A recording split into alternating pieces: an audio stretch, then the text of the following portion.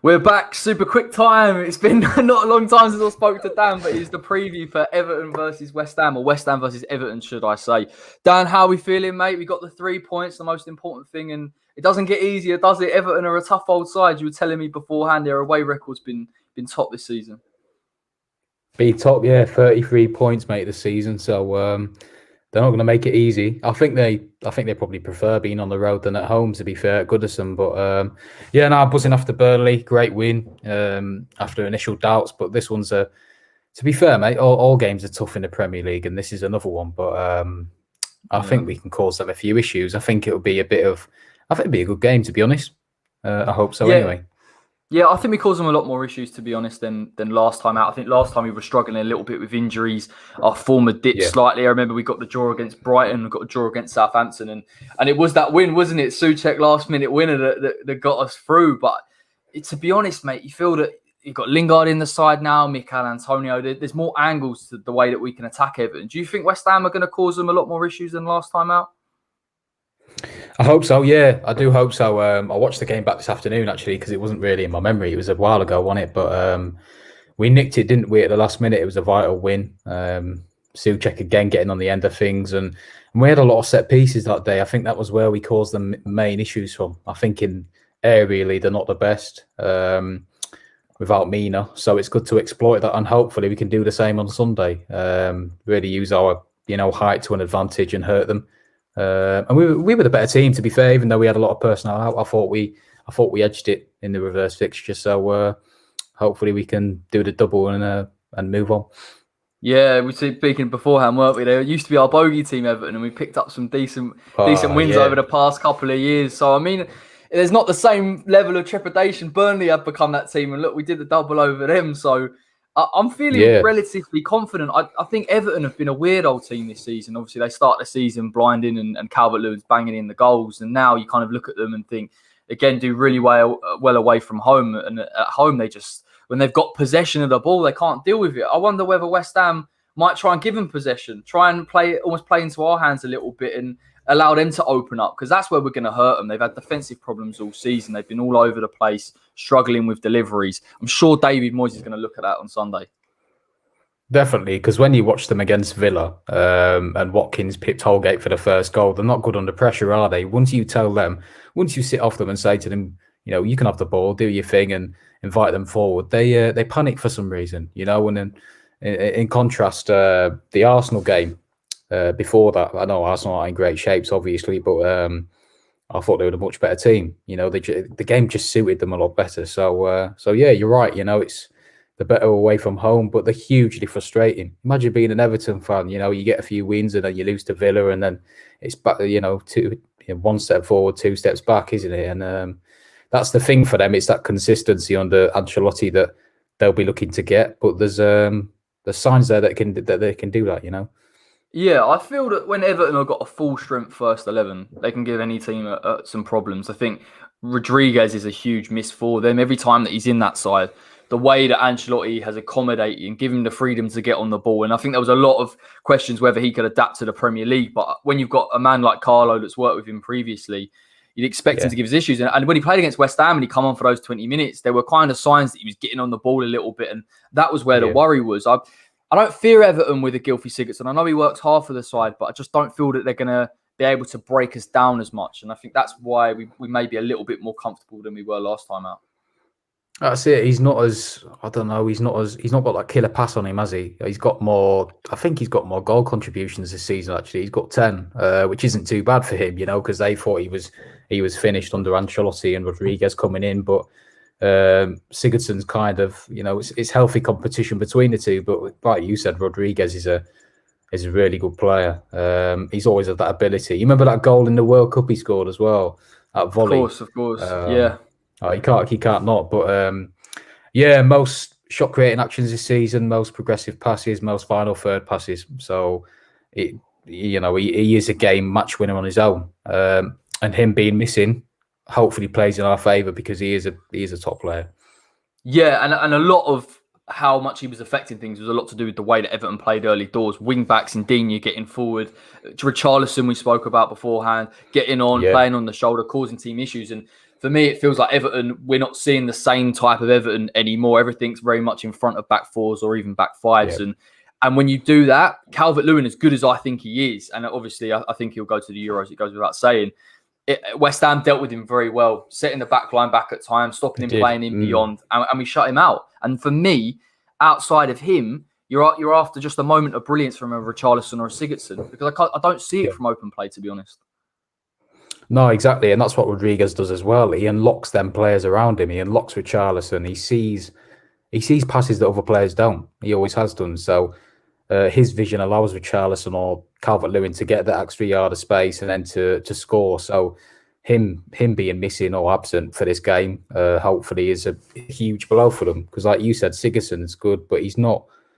I don't know. He's not a match winner, is he? For me, he used to be at Swansea, but he's not got that killer pass on him that unlocks other players around him. He's more individual brilliance himself rather than a team player. So, yeah, they've been struggling. Calvert-Lewin's on a bit of a goal drought as well, isn't he? I think he scored against Arsenal, but I don't think he scored much apart from that. I know he's been scored against Villa. Scored against Villa last week, but it's very. Oh, that shut me up then. Yeah, he did, didn't he? To be fair, yeah, but to be fair, with Calvert-Lewin, it is very similar type of finishes. He's got to be in and around the box. He's very good in terms of getting little nicks and definitely dominant in the air. And that would be a really interesting battle between, I imagine, a Craig Dawson and him as to who can nullify the other. But other than that, if West Ham can restrict him a little bit, and possibly why West Ham might try and play a little bit of a higher line against Everton, force him into those deep areas, he can't affect things nearly as much. And I think Everton will really struggle. Yeah, exactly. And, like you've seen with Chris Wood for Burnley, tall players kind of play into our defenders' hands, don't they? You know, if it's an aerial battle, they'll come up against them. It's more the quick, dynamic strikers that we don't like playing against, the movement, the Agueros, you know what I mean? I think that's why we dealt with Calvert-Lewin so well. He's a very good player, but his movement's slightly limited, isn't it? He's not the best. He's not quick. He's athletic, but he's not exactly, fast off the mark. So his aerial ability being his best strength plays into Dawson and Diop's hands. So, but he's still a very good player, and if he has half a yard, he'll most likely score. So he's still a threat for West Ham.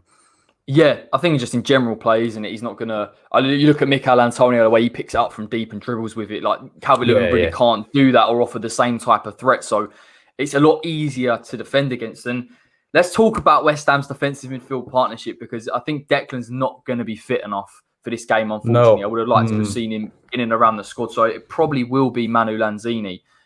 Thoughts, mate? Do you think he pretty much earned his chance, to be honest? I've done a video on it and the quality that he showed. And like I touched on, maybe West Ham playing a bit higher, we can afford to do that with Lanzini because he's so comfortable in possession.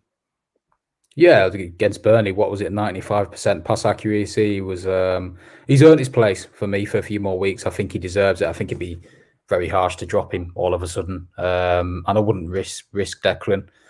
I know we got 5 games to go, whatever, and 4, sorry, and it's and every game's vital. But if he's not fully there yet, and you've got the likes of Doucouré coming back, and he's having to run all over the shop as usual, then just maybe save him a bit. But yeah, that's another problem as well, mate. If Doucouré comes back, because they've not been the same without him, and he's a real difference maker, isn't he?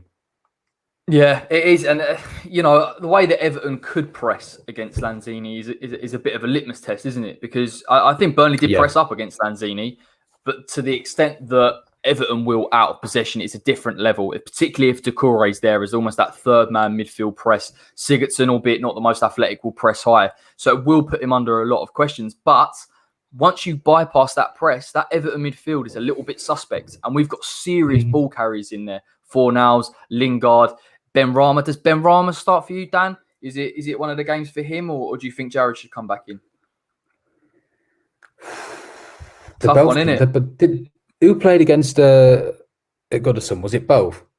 I think Ben Rama started, and Bone came on, didn't he? Late on, didn't he? Yeah. Oh, that's a tough one, Corey. That's real tough. You know what? I'd probably go for Bowen in this one. Because if you're looking to overload them on the counter, and they've got like Coleman at the back who is still quite quick, but not got the legs he used to, and you're looking for that explosiveness purely to catch them out, I'd play Bowen. Yeah. Bowen's got a bit more explosiveness about him than Ben Rama. So Benrahma's more of a build-up player. Do you know what I mean? To break teams down, and I think we'll have more joy giving them possession and then countering really quickly, like we always do. So that's why I play Bowie. We're still spot on, and it is tough, and it almost feels a bit unfair on Benrahma because he had such a good first half. And I think Moyes come out today and said he was impressed with him, and he wants that same level of consistency going forward. Definitely for me, Benrahma could be an option later on in the game. But not only does Bowen obviously offer that transitional threat, but we talk about this all the time, the defensive work rate on the right-hand side. Lingard can comfortably play in a 10 role and get beyond Antonio. We've got options. Fornals keeps his place for me on the left-hand side. And possibly they'll look to try and employ Luca Digne a bit higher up. If they're trying to chase the game and they're trying to get a result, he's the guy that gives him the width that's going to get him beyond and get the crosses into Calvert-Lewin. So I would feel much more comfortable having Bowen on that right-hand side.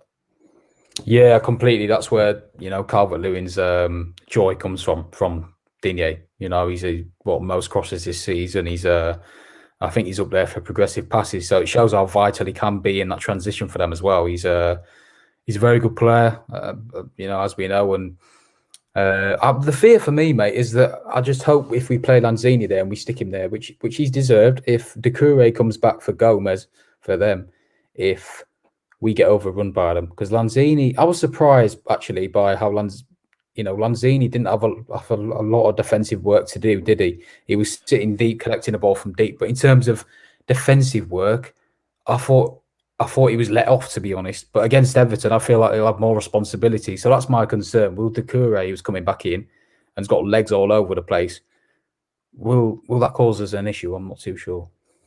Yeah, and I think obviously Declan is much more well equipped to dealing with it, isn't he? That type of pressure, and I think because of the way that Lanzini's played, I think people go he's almost like an automatic starter. But if Declan was fit for me, he's shown multiple times he can beat the press, he can distribute fantastically well. The defensive work rate, the physical attributes that Lanzini just doesn't have, and that's fine. No one's sitting there saying that Lanzini has got to be athletic. He isn't that player anymore. For me, it's just certain games, and if Declan was fit, he would come in. I do worry about Doucouré. Yeah. And I also worry about Allen because both of them can flip between. I know they play a bit of double pivot in a 4-2-3-1, but one will go and one will sit and vice versa. And they're both very comfortable on the ball. And we don't really want Lanzini to be, we don't want too many questions on him because he could get exploited and he's going to put more pressure on our centre-back. So there is a slight concern there. But I think if West Ham can try and dominate possession a bit more, then obviously he'll be comfortable there as well. Yeah, completely. You know what? I'd leave Allen. I wouldn't leave him, obviously, but I think that's on Jesse Lingard to close him down, and he obviously does that very well because Allen likes to drop deep, doesn't he, and spray the ball. We saw that at Napoli. We're seeing that now. He likes to dictate the movements and that transition. So Lingard could deal with him, you'd think, and then obviously you've got Doucouré and Gomez. Maybe I don't think Gomez will play. I think Doucouré will come in for him, but. That could be a slight issue for me because he's very box to box, isn't he? He's very energetic, a bit like N'Golo Kante, never stops running. So, but then again, you got Souček who can sit deep if needed. But I'd like him to get a bit further forward. Yeah, Fornals as well who can come central. So there's plenty of options to nullify them. But they got some good players, Everton. So. I think this smacks of a bit of a basketball game, to be honest, because I can see West Ham almost relinquishing a bit of possession, asking them to do something with it. And then we get back to that transitional game where we're so effective. And I think that's why you bring in a Bowen, to be honest. I know it's harsh on Benrahma, but just because he can carry the ball, he's quick, he's direct, he's good in front of goal. There are so many attributes to the way that we can play with it. Talk to me about Richarlison, because I wrote him off. To be honest, I think he's got a moment of magic in him and there are attributes, but for me, he's very inconsistent. Is there any concern with you that Ancelotti may try and get him a little bit more central, get him close to our centre-backs and try and peel in behind? I think so. It wouldn't surprise me if he played off Calvert-Lewin next to Diop kind of and expose them spaces around him. He's very versatile, isn't he? Which is a problem. He's a pain, really. He never stops running. He's runs in behind. He can stretch defensive lines. He reminds me of Arnautovic, mate. You know, when he played for us, he always horrible runs. Player. He's always off the shoulder. Horrible player, yeah. Snake as well, ultimately. But no, he's got about him. He's not that consistent in front of goal. Flashes at chances sometimes, and his goal record's not the best this season. It's not been the best for Everton since he joined. I think he's only got 30 odd in 100. It's not too bad. It's respectable, but he has changed. Yeah, he has changed position quite a bit though, because I remember he used to be playing as the focal point, and now Ancelotti's obviously put Calvert-Lewin in there, and he's kind of a little bit more on the wing. So maybe it doesn't suit him as much. I think he's better as a striker, to be honest. Yeah, but yeah, most successful dribbles this season. He's a progressor on the ball, which what worries me is that he likes to pick it up. He's not afraid to run at defenders. But then you got Kufal who can more than deal with that comfortably, and you got other defenders around him as well. So, but as well, he's received 192 progressive passes this season, which is the most. So that just shows how much he likes to get in them areas, like he did against Arsenal, and really exploit defensive lines. But yeah, I'd say he's a problem more so than Calvert-Lewin for this game. Interesting. See, I think Soufal dealt with him so well last time, to the point where, then that's the thing about Richarlison. I don't really like to get into intangibles and attitude, but when it's not going, when it's not going for him, he doesn't turn up, and I think that's probably frustrates the life out of Ancelotti, but benefits us hugely. And those Ancelotti, in the way that he plays, he needs those front men to really create something almost on their own at times, because he's very conservative. Ancelotti, look at them defensively, compact, get into that 4-4-2 shape, make it difficult for teams to break them down. And Richarlison, if he's not getting a lot of the ball, he also goes wandering. So it's one of the things. He could turn up, so I wouldn't definitely write him off. But I feel that if West Ham are very good at frustrating them defensively, very solid, then he is going to be a bit anxious to get involved, and hopefully he goes missing. Yeah, especially if we give them responsibility of initiating attacks from get-go. I don't think that suits him as much as counter-attacking games do. From that sense, so that might be something Moyes looks to use, in our favour. I seen a comment before, Chris saying, "Be lovely to see Arthur or Deck back." We mentioned before that Arthur's out long term, isn't he? Yeah. Yep. And Deck's they've probably not put a date back. Yeah. If Deck's going to be back, he's going to be back in a squad capacity. Definitely not starting, from what I understand. No. And I wouldn't want him to start. I think it's important to keep him for those last 3 games, because I know people will look at it and say, well, it's only Brighton, Southampton and West Brom, but these are big games for us, and the pressure can sometimes to get to you. And so having someone like Declan Rice with his attitude is crucial. Yeah. And those games will be a lot more physical, and Declan's got the physical capacity that we need. So I'd rather he come back fully fit and we see the best of him. We've missed him massively. There's no denying it. He does walk back in the side for me over Manu Lanzini, but don't risk him now, because we can't really afford to get him injured again and lose him for the rest of the season. Exactly. You've got, if you're getting him back for Brighton as well, Brighton, West Brom and Southampton, they're Brighton against Bissouma, he'll need to nullify him, so, because he's a proper problem, isn't he?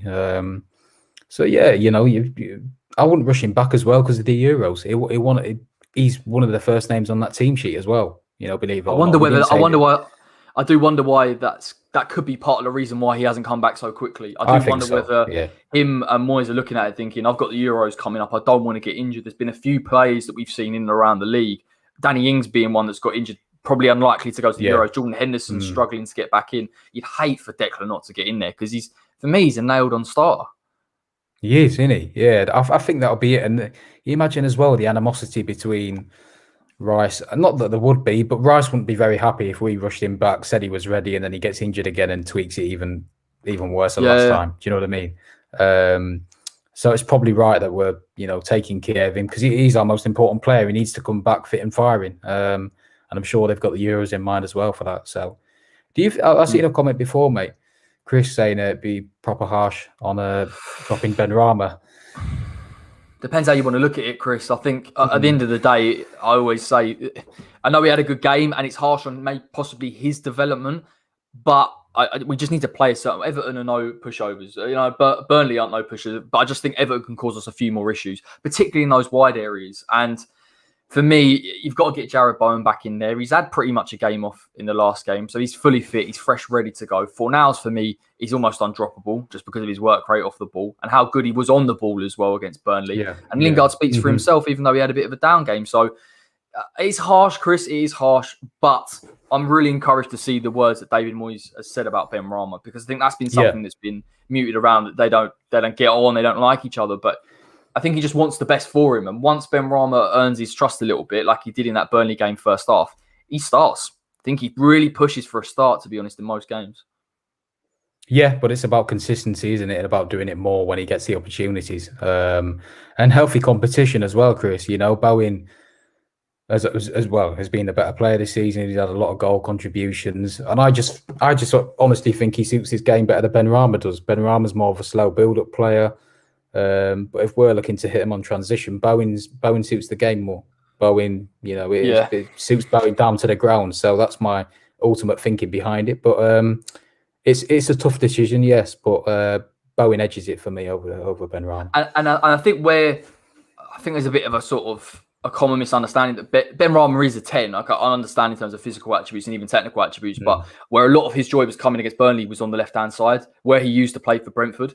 And so you feel that ultimately, on that left-hand side, you need Fornals for that work rate, to be honest. So I think you just have to drop Benny, bring him in late. The midfield will open up 100%, and he will get opportunities. But for me, you can't drop Lingard in the 10, can you? Let's be honest. No, not at all. Not at all. Not with his form. I know he's. Go on, mate. Yeah, sorry, mate. I was just saying, Chris. I've put down mine. So don't listen to me. Don't listen to me. Do you know what I mean? I'm going to that London Stadium next season. Trust me. Seen Hammer's social comment saying leave Dex on the bench. We don't know if he's if they're going to rush him back for that one for this weekend. I wouldn't personally. I wouldn't even put him on the bench, to be honest with you.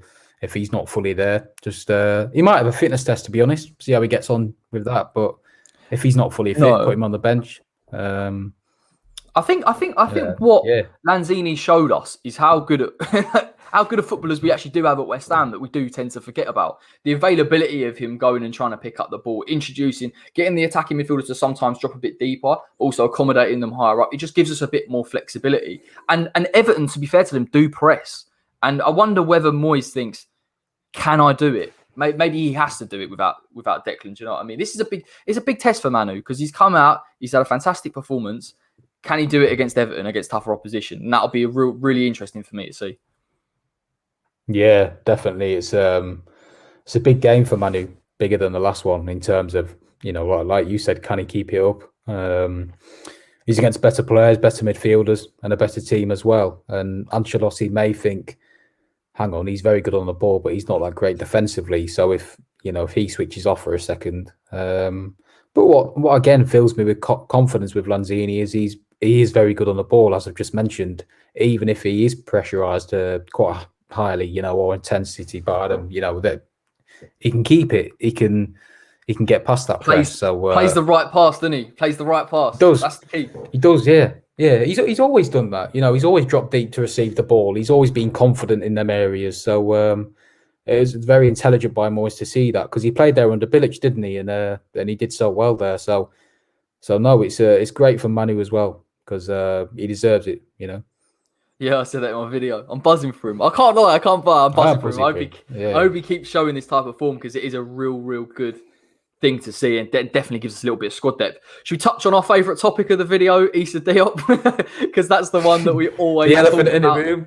Sorry, the big elephant in the room, the 6'4" centre back in the room. I think he starts, doesn't he? I'm not sure if Ogbonna's fit or not. Ideally, obviously, if Ogbonna was fit, you'd play Craig and Oggy. But talk to me about Diop. Have you, in terms of reflecting on that game? He did a lot better in that second half, in terms of pressing Burnley's forward men, stopping them getting the ball and turning on it, creating turnovers. That's what he's good at. He's using his physical attributes well. It's just that ball over the top. And we spoke about it beforehand. Everton centre-backs, even the likes of Alan, will try and play those long passes like they did in the reverse fixture. And if he switches off for a minute, Calvert-Lewin or Richarlison in behind. So is there any worries from you, mate, in terms of Diop being possibly a liability in this game?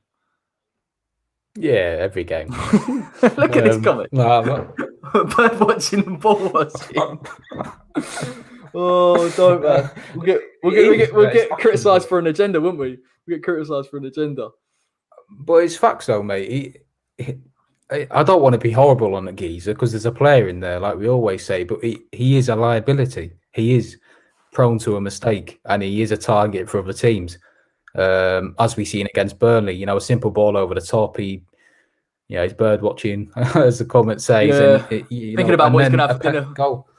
Yeah, he's thinking about his Cheerios, mate, or something. But Especially if you get Richarlison on the right hand side, there is a problem there with Alan's passing range as well and his vision. But then again, once Diop made that mistake against Burnley, I thought he was a different animal. I thought he was very decent, dealt with everything really comfortably. So, but then again, if a Bonner's fit, you play him, don't you? To be honest, yeah, for me anyway.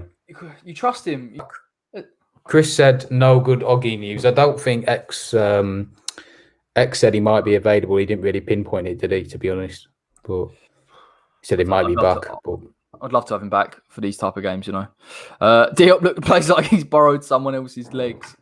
All right, that's enough, lads. All right, that's enough, right? Okay, we will criticise him, but things like he's got a worse touch than keep it coming. It's funny. Nah, it's too much. It's too much. Too much slander. Dan, wrap this up. Score prediction for Sunday. What are we saying? It's a massive game. If we win it, we're still in the hunt for top 4. But more importantly, if we do win this game, I feel that we're consolidating that Europa League spot, which would be massive for this club. So, yeah. What do you think the score's going to be? Do you think West Ham can get a good result? Yeah, I think we'll beat them 2-1. Despite the issues they may have, if Rodriguez is out, I don't know if Keane's back as well. I think he might be, but I feel like we'll ask them more questions than they ask us. I feel like we're on top form after we're just so good this season. Every time I've doubted us or had that little bit of lingering doubt in my head, they've always proved me wrong. So let's go and consolidate this European place. And don't forget as well, Chelsea are playing City. So if Chelsea drop points, I know we're still behind them because of goal difference, but that puts the pressure on them. So yeah, 2-1. I think they'll score, but I think Jesse will score for us again, and maybe Souček. So I think Mickey's going to have a bit of fun here. I really do. I think coming deep is going to cause them issues. Yeah, I think he's going to allow us to get forward a lot more. I think if Manu plays, we're going to progress with the ball a lot better. Aerially, I feel that Everton from set pieces aren't too bad, but they do have a mistake in them. I think that's something that's key to remember. Creswell back in the side, great deliveries. Creswell and Soufal, by the way, before we end, had brilliant deliveries into the box against Burnley. We could have scored a hatful of goals there. Lingard is another factor, getting in beyond Mickey. I feel that we are going to pose them a lot more issues than last time. I feel that they'll get a goal at some point in the game. Unfortunately for West Ham, it does feel like we are letting teams back in and conceding unnecessary goals, but going forward, we're very, very good. So I'm going to go for 2-1 as well. Top man. Yeah, I know. I think Antonio was very good against Burnley. It was like he was never out, really, wasn't it? And, Holgate's been playing there recently and he struggled against Villa. So, yeah, I think Mickey might have a bit of joy and cause them a few issues, like you said, especially dropping deep, linking up play with Lingard, Fornals, Bowen or Benrahma. So yeah, I think 2-1, yeah. I'm buzzing. Not long to go. It's been a super quick turnaround, hasn't it? Yeah. As you were. We've got I'm going to do my team against Everton is going to be out either tomorrow or Saturday. I'm going to flip it between what to expect from Everton video as well. The watch along will be at 4:00 on Sunday. Me and Dan will return for the post-match. Fingers crossed we've got the 3 points in the bag. Europa League confirmed. The away days to Belarus are all sorted. The tickets can be booked and everything's sweet as. It's going to be a big one. I'm looking forward to it. A massive, massive game. Before you leave, everybody, make sure you drop a like on the video. Subscribe to the West Ham Way if you're watching and you're new. And until next time, everybody, take care.